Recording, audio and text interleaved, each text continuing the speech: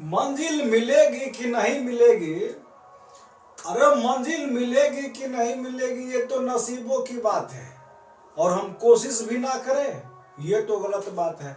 तो नमस्ते फ्रेंड्स, मैं अनिल रोया और आप देख रहे हैं आज class 10th math VVI question 2022।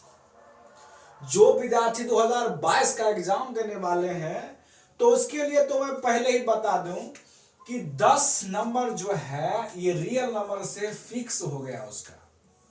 समझ गए ना, ये रियल नंबर से 10 नंबर जो है फिक्स हो गया। 10 नंबर कहीं से भी पूछेगा आपको रियल नंबर में, आज का क्लास में पूरा कॉन्सेप्ट मैं क्लियर करा दूंगा।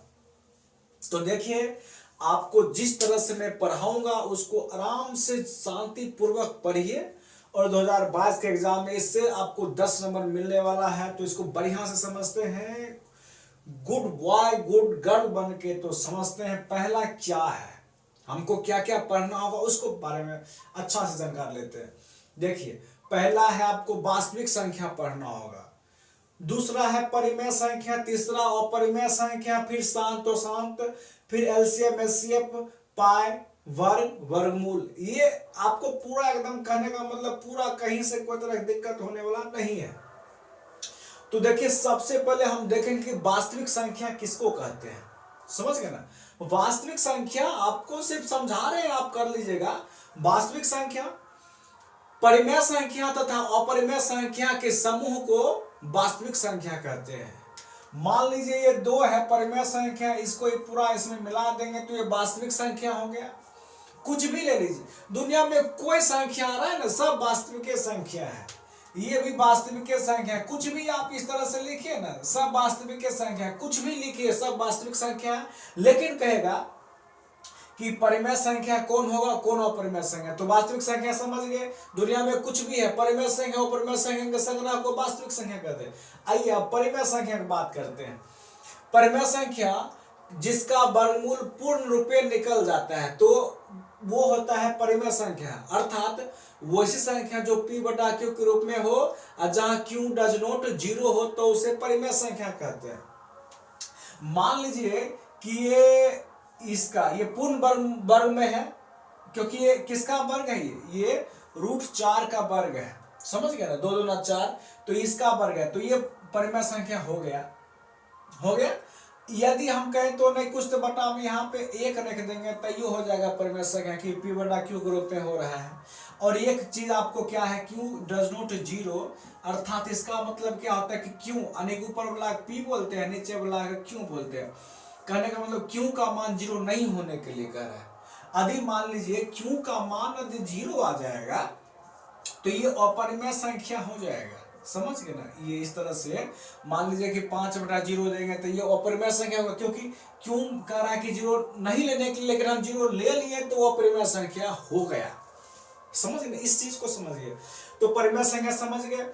और परिमेय संख्या में देखिए डस्टर ले लेते हैं, थोड़ा रुकिएगा, नए के डस्टर लाए हैं, अभी प्रयोगों में किए हैं, क्योंकि क्लास बंदे रहता है लोग फटाफट निकालते हैं डस्टर को।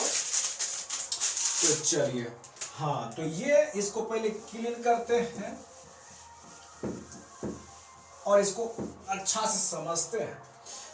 अब ये क्या समझना, अपरिमेय, देखिए परिमेय संख्या एक तो इस तरह से भी कभी कभी क्वेश्चन है, जैसे मान लीजिए 5.6 7 8 कुछ भी यहाँ पे है, कौन संख्या है ये, जिसे p बटा q के रूप में लिखिए, और ये कौन संख्या, परिमेय के अपरिमेय, तो ये परिमेय संख्या है, ये परिमेय संख्या होगा। क्यों, अभी हम बताएंगे। इस तरह से रहेगा, मान लीजिए कोई संख्या है, इस तरह से डॉट दिया जाएगा तो अपरिमेय संख्या होगा, अपरिमेय संख्या, क्योंकि ये अशांत कैटेगरी में आ जाता है। इसी प्रकार मान लीजिए कि इस तरह से रहेगा, ये क्वेश्चन इस तरह से, कौन संख्या हुआ तो परिमेय संख्या होगा, परिमेय संख्या होगा।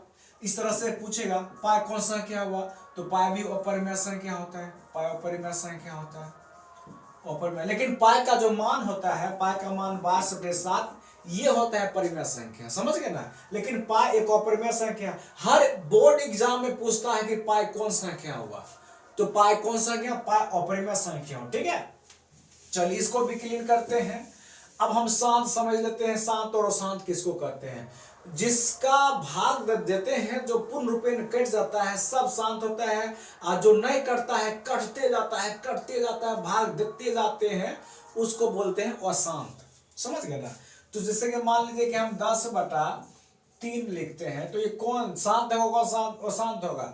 तो देखिए सिंपली ये अशांत होगा ना।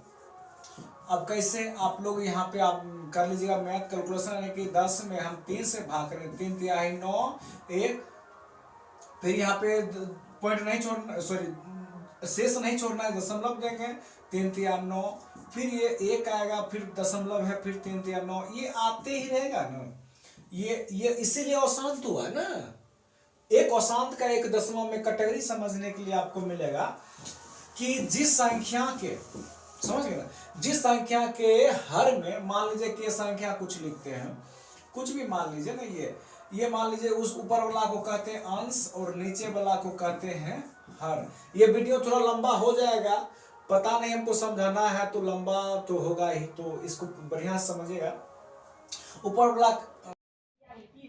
ओह सॉरी, बिजली चली गई। तो बिजली जाने के बाद मैं वीडियो नहीं बना पाया, क्योंकि रात में ये 9 बजे वीडियो बना रहे थे और 9 बजे बिजली गई, तो उस टाइम से आया ही नहीं।